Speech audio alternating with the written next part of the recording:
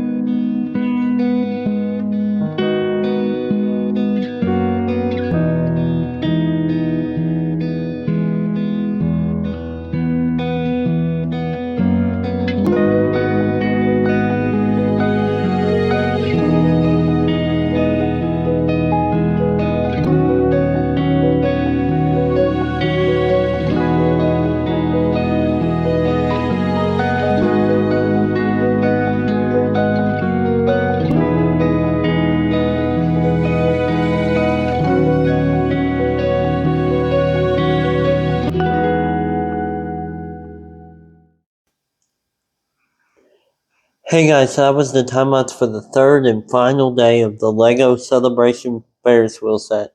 As you can see, we fully completed the set and it looks really cool.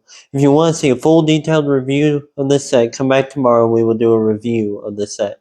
So remember to smash that like and subscribe button for some awesome videos with the Essence Sphere. I'll see you in the next video with the Essence Sphere. See ya!